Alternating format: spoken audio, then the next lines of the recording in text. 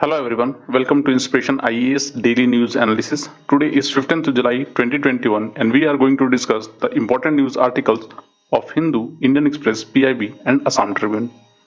Please note that you can download this lecture PDF from our website www.inspirationias.org as well as you can also download daily MCQ and Vishleshan from our website by clicking this link below. Alternatively, you can follow our social media page like Facebook, Instagram and Telegram channel for other study materials and notes. Inspiration IAS has started its online foundation batches for UPSC as well as other state PCS examinations. So if you are preparing for UPSC or other state PCS, then you can enroll in our online come offline foundation batches where you will be getting the highly interactive classes of India's top UPSC educators. And this program has a unique features in which you have options to shift it from the online to offline format. So whenever the situations permits, you can even shift your online classes to the offline batches. For more information, you can call in this given number, or you can also register in our website. Inspiration IAS has started its online mock test series for UPSC and other state PCS examinations. So if you are preparing for this year prelims examinations 2021, then you can enroll in our mock test series. This mock test series will be available both in online as well as offline format. So for more information, you can call in this given number, or even you can register in our website www.inspirationias.org. So let's start our today's daily news analysis. आज का हमारा पहला news है Saint queen केटेवन से related.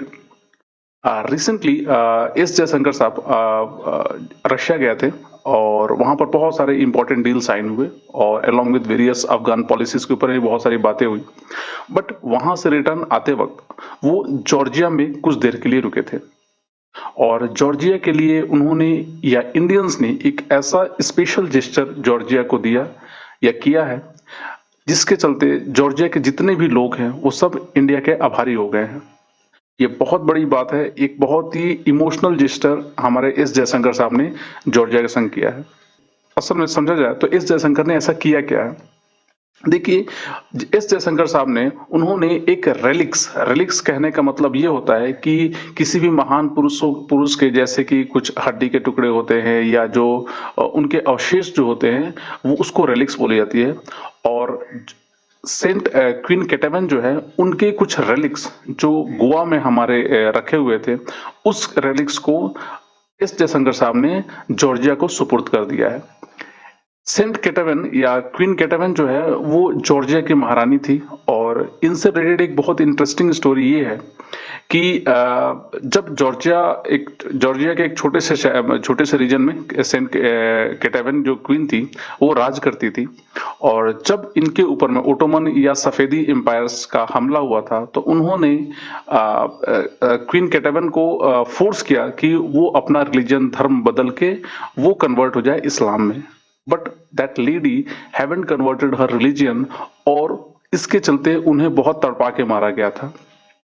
मारने के बाद क्या हुआ कि उनके रेलिक्स वगैरह को बहुत अलग अलग जगह रखा गया था और उनके रेलिक्स को बहुत सारे और भी कंट्रीज के बहुत सारे रीजन्स में ले गया गया है। बट कुछ रेलिक्स, क्योंकि उस समय एक पोर्टुगीज जो फादर थे वो भी उस समय थे, तो उन्होंने क्या किया, कुछ रेलिक्स को यहाँ इंडिया में गोवा में लेकर चले आए, क्योंकि पोर्टुगीज की वो इंडिया में एक बेस था गोवा, और वहां पर लाकर उस रेलिक्स को रखा गया था। बहुत दिनों से 2005 से ये बात हो रही थी कि इंडिया कुछ उस रेलिक्स को जॉर्जिया के लिए कुछ दिन तक रखेगा वहां पर जॉर्जिया में, उसके बाद वापस लेकर चला आएगा। बट जॉर्जिया वाले कह रहे थे कि वो उस रेलिक्स को वहीं पर सुपुर्द कर दे, ये इंडिया के वो बहुत ही आभारी होंगे। बट रिसेंटली इंडिया ने ये जेस्चर किया है और वो जो रेलिक्स थी वहां सुपुर्द कर दिया गया जॉर्जिया के, और ये एक बहुत बड़ी जेस्चर है इंडिया ने जो जॉर्जिया के संग किया है। हालांकि जॉर्जिया के संग हमारा ऐसा कोई खास रिलेशनशिप, डिप्लोमेटिक रिलेशंस नहीं है, but we are celebrating the 25 years of diplomatic relations with Georgia. Georgia बहुत बड़ी कंट्री नहीं है, बहुत ही छोटी कंट्री है, और आप कुछ ऐसा समझ सकते हैं कि रशिया और जॉर्जिया का लगभग वैसा ही रिलेशन है जैसे इंडिया और पाकिस्तान का। तो इंडिया ने या एस जयशंकर साहब ने, क्योंकि वो फॉरेन पॉलिसी के काफी बड़े एक्सपर्ट हैं, और उन्होंने इस अपने डिप्लोमेटिक मूव से रशिया को भी बता दिया कि आपने जो किया दैट इज इंडिया को भी खराब लगा and we need to do this gestures. तो एक तीर से उन्होंने दो निशाने मारे हैं। हम थोड़ा डिस्कस करेंगे आखिर हुआ क्या था मसला। थोड़ा इस न्यूज पर आगे बढ़ते हैं। तो समझा जाए तो external affairs minister S Jaishankar handed over one part of the relics to Georgia as a gift from India.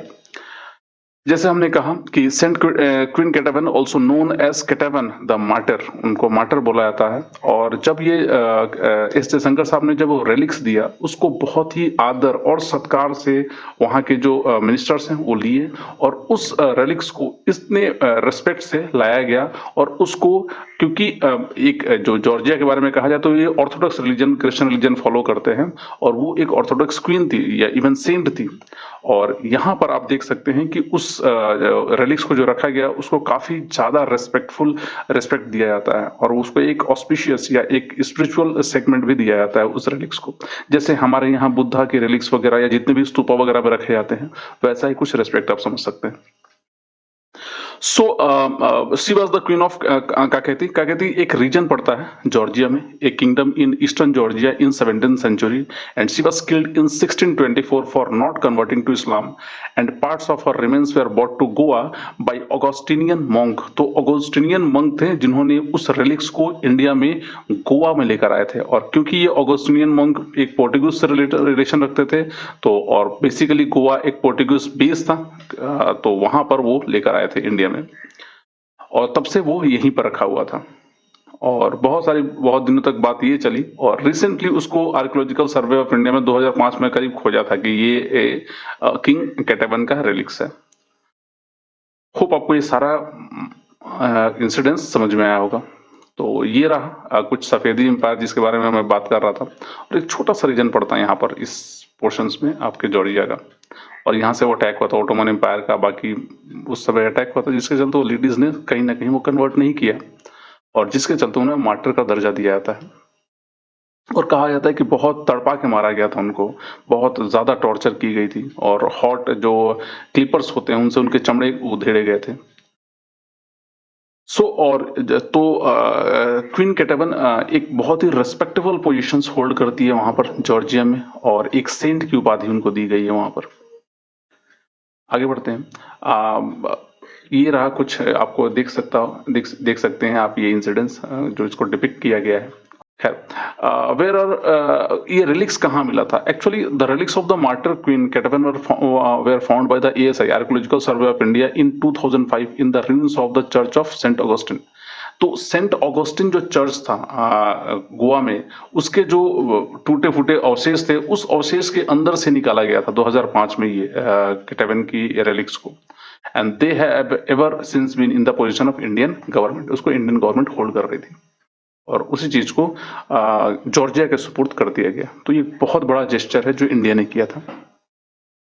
अब समझते हैं थोड़ा आखिर ये जयशंकर प्रसाद एस जयशंकर ने आखिर ये जेस्चर किया क्यों। देखिए रिसेंटली रशिया के जो डिफेंस मिनिस्टर आए थे वो इंडिया तो आए थे बट संग संग वो पाकिस्तान भी गए थे। और ये डिप्लोमेसी में ये जो जेस्चर होता है वो थोड़ा गलत माना जाता है।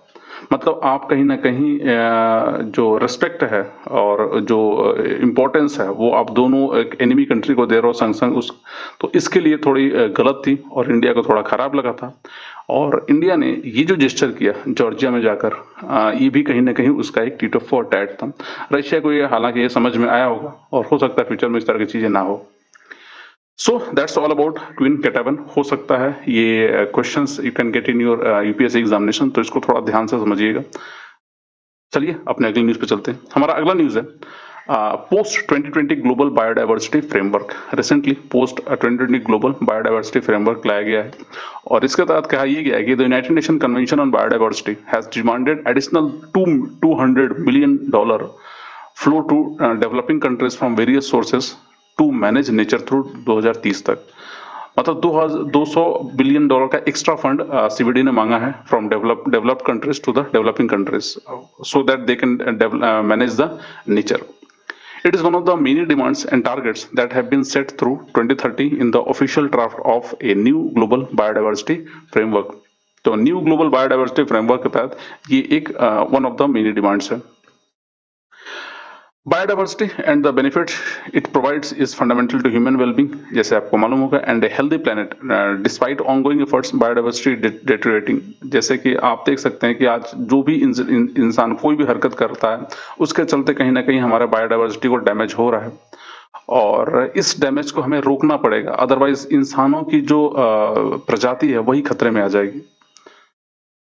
Deteriorating worldwide, and this decline is projected to continue on worsens under business as usual scenario। तो लोगों को समझ में नहीं आ रहा, but we need to protect this। The post 2020 global biodiversity framework builds on the strategic plan for biodiversity 2011 to 2020। As the United Nations Decade on Biodiversity 2011-20 comes to an end, IUCN actively supports the development of what needs to be ambitious new global biodiversity framework। तो IUCN basically कोशिश ये कर रहा है कि क्या नया होना चाहिए so that we can protect this biodiversity, और जिसके तहत ये डिमांड की गई है। पर्पस क्या है? देखिए, पर्पस बेसिकली सिंपल है, to protect the biodiversity, but उसके लिए कुछ ऐसे प्रोटोकॉल्स, कन्वेंशंस वगैरह होते हैं जिसमें जो गाइडिंग फोर्सेस है, it is a new framework that will be the global guideline force to protect nature and to retain its essential services for human from 2020 to 2030। तो 2030 तक का टारगेट रखा गया है। And setting targets, this is a goal outcome oriented framework for the conventions of 196 parties to develop national and regional goals and targets। तो ये नहीं कि सिर्फ नेशनल गोल, रीजनल गोल ही बनाने पड़ेंगे और टारगेट्स बनाने पड़ेंगे। And to update national strategies and action plan as needed, and to facilitate regular monitoring and review of progress at the global level। तो ये बहुत बड़ी बात थी। दूसरा ये है, अर्जेंट एंड ट्रांसफॉर्मेटिव एक्शंस करने पड़ेंगे। ऐसा नहीं है कि आप सिर्फ टारगेट्स बना लीजिए, आपको you have to perform actions also, and the framework aims to spur urgent and transformative actions by government and all of societies to contribute to the objectives of the conventions on biological diversity. Its protocol and other biodiversity related multilateral agreements, processes and instruments। तो ये चीजें हैं। दूसरा, capacity building, it's aim to ensure the right capacity building of the communities government to take up conservation measures to meet the goals, as well as this includes the contiguous technology transfer।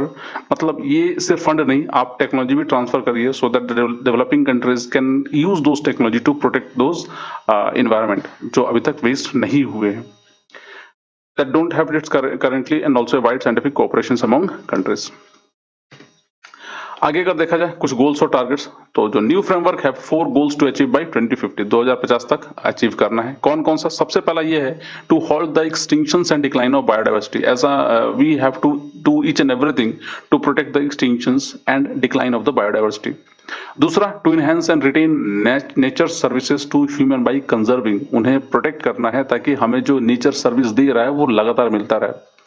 तीसरा, to ensure fair and equitable benefits to all from use of genetic resources. As वो genetic resources जो भी develop किया जा रहा है, जो भी यूज किया, जो भी लिया जा रहा है, उसको उसका फेयर और इक्विटेबल बेनिफिट्स मिले सबको। And to close the gap between available finances and other means of implementations and those necessaries to achieve the 2050 visions। तो 2050 तक जो भी हमारा विजन्स है उसको कहीं ना कहीं हम इम्प्लीमेंट कर पाए, और जितने भी फाइनेंशियल रिसोर्सेस वगैरह मिल रहे हैं उसको सही तरीके से उसका इम्प्लीमेंटेशन हो। तो ये कुछ गोल्स एंड टारगेट्स हैं 2050 तक का। 2030 तक का कुछ एक्शन टारगेट रखे गए हैं, जैसे कि the framework has 21 action oriented targets for urgent actions over the decades to 2030, which includes, सबसे पहला, to bring at least 30% of land and sea under the world protection area. मतलब दुनिया भर का जितने भी रीजन्स है, लैंड है और सी है, उसका 30% हम वर्ल्ड प्रोटेक्टेड एरिया में लाएं, जैसे कि national park, biodiversity reserves etcetera. दूसरा, a 50% greater reductions in the rate of introduction of invasive alien species। हम जो invasive alien species, कभी कभी क्या होता है ना कि बायोडाइवर्सिटी का लॉज इन्वेजिव एलियन स्पीसीज को इंट्रोड्यूस करने के चलते होता है, जिसके चलते वो इन्वेजिव एलियन स्पीसीज वहां के जो स्पीसीज होती है उसको डिस्ट्रॉय कर देती है। तो ये हमें कम करना पड़ेगा, कितना? 50%। एंड कंट्रोल और eradication of such species to eliminate और रिड्यूस देयर इम्पैक्ट। अगर वैसा कोई इन्वेजिव स्पीसीज लाए गए हैं तो उनको खत्म करना होगा उस रीजन से। तीसरा जो है, reducing nutrients loss to the environment by at least half and pesticide by at least 2/3 and eliminating the discharge of plastic waste. Plastic waste तो पूरी तरह से कम करना पड़ेगा, और पेस्टिसाइड्स वगैरह के यूज को थोड़ा कम करना पड़ेगा। And reducing nutrient loss to the environment, environment ज्यादा न्यूट्रिएंट लॉस ना हो। चौथा ये है nature based contributions to global climate change mitigation efforts of at least 10 gigaton carbon dioxide, जो equivalent carbon dioxide per year, and that all mitigations and adaptation efforts avoid negative impacts on the biodiversity। तो biodiversity के ऊपर जो negative effect करते हैं उन्हें हमें कम करना पड़ेगा। तीसरा, रीडायरेक्टिंग, रिपर्पसिंग, रिफॉर्मिंग और eliminating incentives harmful for biodiversity. जितने ऐसे इंसेंटिव्स हैं जो बायोडाइवर्सिटी को हार्म करता है उसे हमें खत्म करना पड़ेगा, या तो रीडायरेक्ट करना पड़ेगा किसी और यूजेस में, या तो रिपर्पस करना पड़ेगा, उसके पर्पस को चेंज करना पड़ेगा, या तो रिफॉर्म करना पड़ेगा, या इवन जरूरत हो तो उसे एलिमिनेट ही करना पड़ेगा ऐसे इंसेंटिव्स को जो बायोडाइवर्सिटी को लॉस या हार्म करें in a just and equitable way, reducing them by at least $500 billion per year। तो ये एक बहुत बड़ा स्टेप्स है जिसके तहत ये करना होगा। तो ये कुछ रहे 2020-30 तक के एक्शन टारगेट्स। नेक्स्ट, अगर देखा जाए इसका क्या रिलेशन है सस्टेनेबल डेवलपमेंट गोल से, तो बहुत हद तक चीजें मिलती है, जैसे कि the framework is a fundamental contributions to the implementations of the 2030 agenda for sustainable development. तो ये फंडामेंटल कंट्रीब्यूशंस है। दूसरा, at the same time a progress towards the sustainable development goal will help to create the condition necessary to implement the framework. तो ये framework को implement करने के लिए कहीं ना कहीं हमें ये चीजें लानी पड़ेगी। नेक्स्ट, फाइनेंशियल सपोर्ट बहुत जरूरी है, क्योंकि बिना फाइनेंसेस की चीजें नहीं हो सकती। तो developed countries must pay their dues to the developing countries. जैसे कि द फ्रेमवर्क ने कहा है, the framework demanded for more financial support to developing countries. Also the world's most victims of biodiversity loss is the most difficult one to negotiate and achieve. ये सच्चाई है। Second, adequate financial resources to implement the framework are available and deployed progressively, closing the financial gap up to at least $700 billion per year by 2030. And third जो है, the financial commitment has to increase to at least $200 billion per year. This includes an additional $10 billion per year international financial flow to developing countries। तो ये कुछ चीजें जो हमें flow को देखना पड़ेगा, फंड को। Theory of change of the framework क्या है? The framework is built around a theory of change which recognizes that urgent policy action globally, regionally and nationally is required to transform economic, social and financial models। देखिए, ये जो जितने भी environmental framework जो होते हैं उन्हें urgent basis पर लागू करना होता है। कुछ लोग तो ये भी कहते हैं कि ये एक तरह की फेक थ्योरीज है, एनवायरमेंटल लॉस नहीं हो रहा है, बट ऐसा नहीं है। जो लोग इस तरह की फेक थ्योरी फैला रहे हैं वो गलत है, क्योंकि इन्वायरमेंट का लॉस हो रहा है और बायोडाइवर्सिटी चेंज हो रहा है और हार्म भी हो रहा है, और ये इंसानों को इफेक्ट कर रहा है। बहुत सारे रीजन्स डिस्ट्रॉय हो रहे हैं, बहुत सारे ऐसे कंट्रीज जो आइलैंड नेशंस है वो कहीं ना कहीं सबमर्ज्ड हो रहे हैं। तो ये ऐसा नहीं कि क्लाइमेट चेंज नहीं हो रहा है, क्लाइमेट चेंज हो रहा है और ये हमारे चलते ही हो रहा है। नेचुरल इफेक्ट, नेचुरल रीजंस भी है, बट एंथ्रोपोजेनिक रीजंस ज्यादा है जो इंसानों के चलते होता है। So we need to do something to protect it। The trend that has exacerbated biodiversity loss will stabilize in the next 10 years। तो लगभग 2030 तक इसको हो सकता है स्टेबलाइज किया जाए, and allows for the recovery of natural ecosystem in the following 20 years with net improvement by 2050 to achieve the convention's visions of living in harmony with nature by 2050। तो ये कहीं ना कहीं पंच लाइन है। So this is about the this framework। चलिए अपने अगले news पे चलते हैं। हमारा अगला न्यूज है RBI retail direct schemes.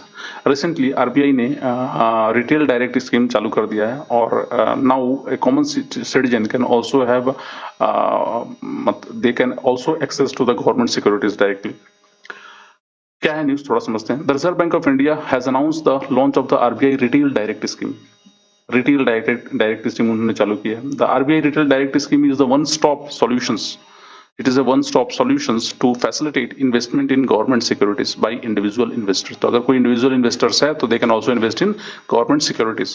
Under the scheme, retail investors individuals will have the facility to open and maintain the retail direct gilt account, जिसको RDG account बोलते हैं, with the RBI। तो आप डायरेक्टली RDG account भी maintain कर सकते हो RBI के संग, जहां पर आप गवर्नमेंट के जो सिक्योरिटीज है वो डायरेक्ट खरीद सकते हो। देखा जाए तो गिल्ट अकाउंट मींस एक तरह का अकाउंट होगा open and maintain for holding government securities. ये गवर्नमेंट सिक्योरिटीज को होल्ड करने के लिए काफी इंपॉर्टेंट है गिल्ट अकाउंट। तो थोड़ा ध्यान रखिएगा, you can ask this question, what does the word gilt account means. तो gilt account basically it is an account open and maintain for holding government securities. दूसरा, RDG account can be opened through an online portal provided for the purpose of the scheme, and the online portal will then allow the registered users access to primary issues of issuance of government securities and access to NDS OM means negotiated dealing system order matching। तो इसको एक platform है, तो वहां पर आपको direct access मिल सकता है। जैसे कि सब आप लोग जानते हो कि गवर्नमेंट सिक्योरिटीज क्या होती है। आमतौर पे गवर्नमेंट के ये पेपर्स होते हैं और बेसिकली अगर देखा जाए तो government securities a tradable instrument issued by the central government और the state government. It acknowledges the government डेप्ट ऑब्लिगेशंस। तो एक तरह से ये गवर्नमेंट आपसे क्या करती है, उधार लेती है और उसके तहत आपको कुछ पेपर्स, इस तरह के डॉक्यूमेंट्स, इस तरह के पेपर फॉरवर्ड कर, सर्टिफिकेट फॉरवर्ड करती है, आपके पास रहते हैं, जिसको इन फ्यूचर उसकी जब कहीं ना कहीं जो मतलब पूरी तरह से मैच्योरिटी हो जाती है तो आपको एक पर्टिकुलर अमाउंट मिलता है। तो that is the government securities. Such securities एक तरह के शॉर्ट टर्म के लिए काफी अच्छा होता है, बहुत ही सिक्योर होता है और इसमें पैसा डूबने का खतरा नहीं होता है। तो government securities are short term usually called treasury bills with original maturities of less than 1 year, और long usually called government bonds. तो अगर लेस होते हैं तो 1 ईयर का होता है और जो लॉन्ग होते हैं उसको गवर्नमेंट बॉन्ड्स बोला जाता है। और dated securities with an original maturity of 1 और मोर ईयर। दूसरा, in India the central government issues both bond means both treasury bills और बॉन्ड दोनों इशू करती है और डेटेड सिक्योरिटीज भी, while the state governments issues only bonds or dated securities which are called the state development loans। इसको state development loan बोली जाती है। तो ये काफी important segment है। UPSC generally used to ask these questions in the prelims examinations। So go through this line very importantly। Next, NDS के बारे में अगर बात कर लिया जाए तो it is basically a negotiated dealing system. ये एक तरह का ऑनलाइन प्लेटफॉर्म है एंड और it is an electronic trading platform operated by the RBI। इसको RBI ऑपरेट करता है। तो UPSC आपको दे सकता है कि it is operated by SBI and other banks और SEBI, but it is operated by the RBI to facilitate the issuing and exchange of government securities and other types of money market instruments. Goal क्या है इससे, means basically RBI ये चाहता है, the goal was to reduce inefficiencies stemming from telephone orders and manual paperwork while increasing transparency for all market participants. तो आप समझ रहे हो कि इनएफिशिएंसी होती है, फोन उठाना, उससे ऑर्डर लेना, फिर पेपर वर्क, उससे बहुत काफी झमेले होते हैं। तो एक तरह से आप समझिए कि एक ई प्लेटफॉर्म है जहां पर आराम से आप इस तरह के डीलिंग गवर्नमेंट सिक्योरिटीज में कर सकते हैं। सो that's all for today. Hope आपको ये सारे कंसेप्ट समझ में आए होंगे। सो आज के लिए इतना ही। कल हम फिर मिलते हैं DNA के एक अलग सेगमेंट में। तब तक के लिए शुक्रिया एंड होप आपको हमारा ये कंटेंट अच्छा लग रहा होगा। तो आप हमारे इस कंटेंट को अपने दोस्तों के संग शेयर कर सकते हैं and please do subscribe to our YouTube channel अगर आपने सब्सक्राइब नहीं किया है तो।